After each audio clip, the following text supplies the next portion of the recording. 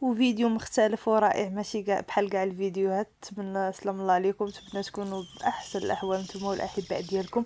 هنايا ان شاء الله نقدم معكم وصفه تقليديه قديمه تعقلوا عليها غير الجداوات ديالنا ومازال محافظين عليها الامهات ديالنا، ولكن وصفه جد رائعه نقدم لكم ان شاء الله تكتوكه على الطريقه القديمه ديال الجداوات ديالنا كما سبق لي ذكرت. هنايا تنشوفوا الفلفله ديالنا من بعد ما تنكونوا خبزنا الخبز ديالنا في الفرن ديال العواد، فرن المسيره راه تعرفوه الجيل القديم وحتى الجيل ديال الباديه ما شاء الله عليهم.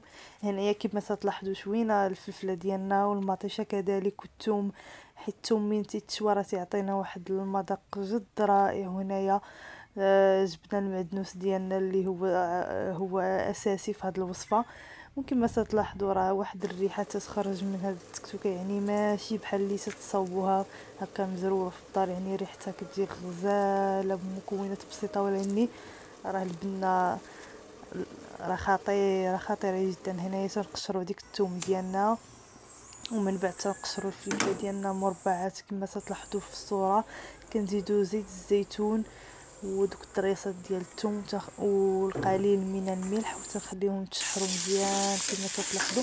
وراه الفلفله ديالنا تكون ما شاء الله دايبه. كنزيدوا المعدنوس ديالنا من بعد ما قطعناه، المطيشه عافين حتى هي مربعات، الكمون، الابزار السودانيه او فلفل حار حسب الذوق.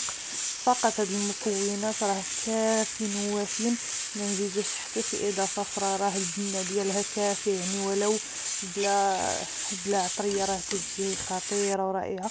وهنا بدون ما شوفوا التعليقه ما شاء الله كما شفتوا. هنايا هذه وصفه ديالنا راه تجي خطيره، كنرافقوها مع الوجبات ديالنا ولو وحده راه كافيه ووافيه.